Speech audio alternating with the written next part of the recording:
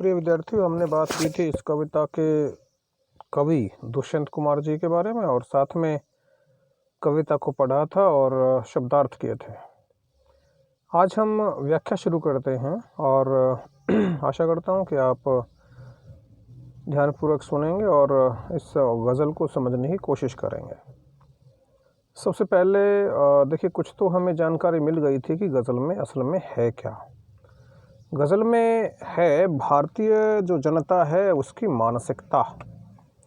गज़ल में है भारतीय लोगों की स्थिति। गज़ल में है भारत के नेता। गज़ल में है भारत के प्रशासक। ये सारा सब कुछ आपको गज़ल में मिलने वाला है। फ़िलहाल जो आंदोलन चल रहा है किसानों का, वो भी आपने देखा होगा और वो आंदोलन देखते ही आपको स्वतः वे आँखें कविता याद हो आई होगी कि वे आँखें कविता में भी किसान की जो स्थिति है उसका वर्णन है, उसी को जो है दर्शाया है। अब हम इसकी व्याख्या शुरू करते हैं। कहाँ तो तय था चिरागा हर एक घर के लिए, कहाँ चिराग मयस्सर नहीं शहर के लिए। कहाँ तो तय था चिरागा हर एक घर के लिए।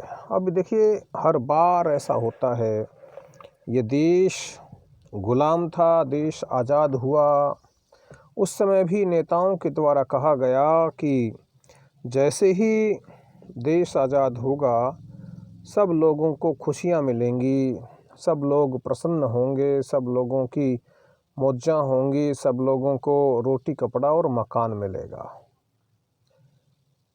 पिछली जो बार सरकार बनी थी बीजेपी की, मोदी जी ने कहा था कि 15-15 लाख सब लोगों के अकाउंट में स्वतः आ जाएंगे। बोलो भाइयों बहनों, 15 लाख चाहिए कि नहीं? और लोगों ने, हमारे जैसे लोगों ने कहा था कि हाँ चाहिए, और वो 15 लाख इंतज़ार करते रहे लोग कि आएंगे आएंगे। आते ही बैंकों में खाते खुले और खाते खुलने लगे तो लोगों को आशा हुई कि खाते भी खुल रहे हैं, अब तो 15 लाख पक्का आएंगे। ऐसा सोच करके और लोग इंतज़ार करते रहे, इंतज़ार कर रहे हैं कि 15 लाख आएंगे आएंगे आएंगे, लेकिन 15 लाख नहीं आए। ऐसा ही कहा गया था जिस समय देश था गुलाम, वो चाहे कांग्रेस के नेता हों, वो चाहे कोई और नेता हों, उनके द्वारा भी कहा गया था कि देश आज़ाद होगा तो देश में अपनी सत्ता होगी, अपना राज्य होगा, अपनी जो है सरकार होगी, अपना राज होगा और सबको मौजां हो जाएंगी, सबको जो है बस सब कुछ मिलेगा। कभी बिजली के बारे में कहा जाता है 24 घंटे मिलेगी, कभी कहते हैं सड़कें इतनी अच्छी हो जाएंगी, रोज़गार इतना मिलेगा, ऐसा होगा वैसा होगा। ये केवल बहकाने की बातें होती हैं, ये केवल चुनाव का जो है एक हथकंडा होता है। बाद में स्थिति ज्यों की त्यों रह जाती है। हम उनके बहकाव वाले नारों के चक्कर में उलझ जाते हैं और हमारा कुछ नहीं हो पाता। तो दुष्यंत जी ने उसी बात को टारगेट करके ये गज़ल लिखी और पहला शेर कह रहा है कि कहाँ तो तय था, निश्चित था, बताया गया था कि सब लोगों को चिरागा हर एक घर के लिए, कि सब लोगों के घरों में चिराग होंगे, रोशनी होगी, खुशियाँ ही खुशियाँ होंगी। कहाँ चिराग मयस्सर नहीं शहर के लिए। और फिर आगे कहा तो ये गया था कि सबके घरों में खुशियाँ होंगी। अब चिराग मयस्सर नहीं, उपलब्ध नहीं है शहर के लिए, इस पूरे देश के लिए, इस पूरे नगर के लिए। कहा गया था कि सबके घरों में खुशियाँ होंगी, सबको खुशियाँ ही खुशियाँ मिलेंगी, सबको प्रसन्नता मिलेगी, सबको मौजां मिलेंगी, लेकिन सबकी बात तो दूर, यहाँ तो पूरा देश ही खुशी से वंचित है, पूरा नगर ही खुशी से वंचित है, किसी भी घर में खुशियाँ नहीं हैं। यानी कि जो कहा गया था वैसा नहीं हुआ उसके विपरीत, अर्थात जस के तस रह गए, जैसे थे वैसे के वैसे रह गए। ये है बेटा पहला शेर। दूसरा शेर देखिए, यहाँ दरख्तों के साए में धूप लगती है। ये विरोधाभास अलंकार होता है। विरोधाभास अलंकार कब होता है बेटा? जब विरोध का आभास हो, अर्थात जहाँ यूँ लगे कि भाई ये तो बात गलत हो गई, ऐसा तो नहीं होना चाहिए, अब ये कह रहे हैं कि यहाँ दरख्तों के साए में धूप लगती है। दरख्त आप समझ सकते हैं कि दरख्त का मतलब वृक्ष होता है। साए में, साए का मतलब होती छाया, कि दरख्त जो हैं, वृक्ष जो हैं, उनकी छाया में धूप लगती है। चलो यहाँ से चलें और उम्र भर के लिए, तो चलो यहाँ से चलें और उम्र भर के लिए। मैंने कहा था कि यहाँ कहीं लगा देंगे तो आपको बात जल्दी समझ में आएगी। चलो यहाँ से चलें कहीं और उम्र भर के लिए, कि यहाँ जब इस देश में, अपने इस देश में, जब इस स्थान पर रहते हुए वृक्षों के साए में भी, वृक्षों की छाया में भी धूप लगती है। वृक्ष यहाँ प्रतीक है शासकों का, वृक्ष यहाँ प्रतीक है अपनी सत्ता का, वृक्ष यहाँ प्रतीक है आज़ादी का, स्वतंत्रता का, कि देश आज़ाद है, अपनी सरकार है, अपने नेता हैं, उसके बावजूद भी हमारे जीवन में सुख नाम की चीज़ नहीं है, दुख ही दुख भरे हुए हैं। धूप लगती है, साए में धूप, सुखों में दुख। चलो यहाँ से चले कहीं और उम्र भर के लिए, तो फिर यहाँ रहने में फ़ायदा क्या है? चलो यहाँ से कहीं दूसरे स्थान पर जो है हम उम्र भर के लिए चल पड़ते हैं, यहाँ रहने में कोई फ़ायदा नहीं है। न हो कमीज तो पाँव से पेट ढक लेंगे भाई। यदि पेट न हो कमीज तो पाँव से पेट ढक लेंगे। कि हमारे देश के जो लोग हैं वो बहुत सहनशील हैं, इतने सहनशील हैं, इतने सहनशील हैं कि यदि उनके पास कमीज़ नहीं होगी तो अपने पेट को ढक लेंगे अपने पैरों से, परंतु प्रयास नहीं करेंगे किसका? वस्त्रों का, वस्त्र प्राप्त करने का, कमीज़ प्राप्त करने का। कि कमीज़ प्राप्त करने का प्रयास नहीं करेंगे। यदि कमीज़ नहीं होगी तो पैरों से अपने पेट को ढक लेंगे। ये लोग कितने मुनासिब हैं इस सफ़र के लिए। इससे तो यही लगता है कि ये भारतवासी लोग नेताओं के लिए, इस जीवन रूपी सफ़र के लिए कैसे हैं? मुनासिब हैं, उपयुक्त हैं, सूटेबल हैं, फिट हैं, एकदम सही हैं। इसका मतलब ये लोग बहुत सही हैं। किसके लिए? नेताओं के लिए। क्योंकि नेता कभी नहीं चाहेंगे कि उनसे कोई मांग करे अपने अधिकारों की। वो तो यही सोचते हैं कि जनता जो है बहरी और गूंगी बनी रहे, चुपचाप रहे, और उनसे किसी भी प्रकार की डिमांड, किसी प्रकार की मांग ना करे। उसके बाद देखिए चौथा शेर हम पढ़ते हैं।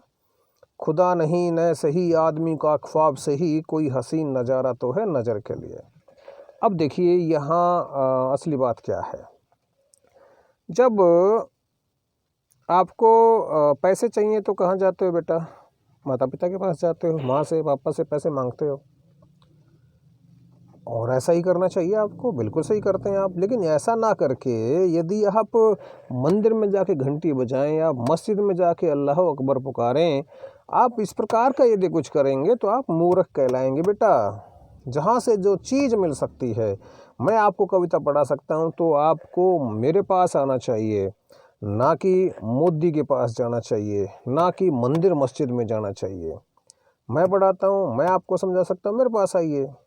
तो पैसे चाहिए तो मम्मी पापा के पास आपको जाना चाहिए, मंदिर में तो नहीं जाना चाहिए ना। खुदा नहीं न सही आदमी का ख्वाब सही, कोई हसीन नज़ारा तो है नज़र के लिए।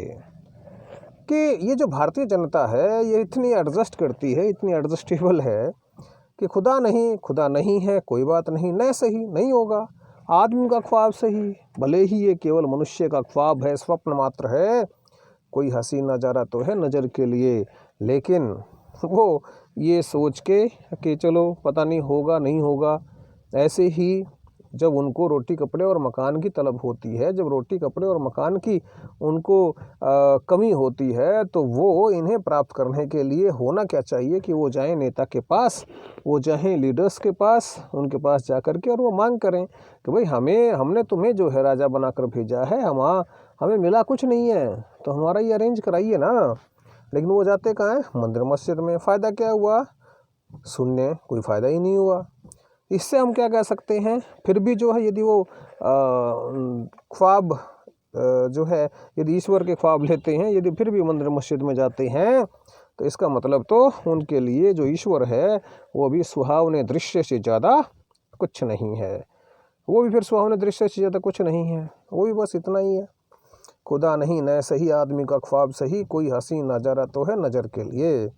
यदि खुदा नहीं है कोई बात नहीं, नहीं होगा, लेकिन फिर भी ये लोग किसी राजा के पास, किसी प्रधानमंत्री के पास नहीं जा कर के मंदिर मस्जिद में जाते हैं और वहीं भगवान से अर्जी लगाते हैं। इससे तो हम यही कह सकते हैं कि जो ईश्वर है वो भी इनके नज़र के लिए सुहावने दृश्य से ज़्यादा कुछ नहीं है।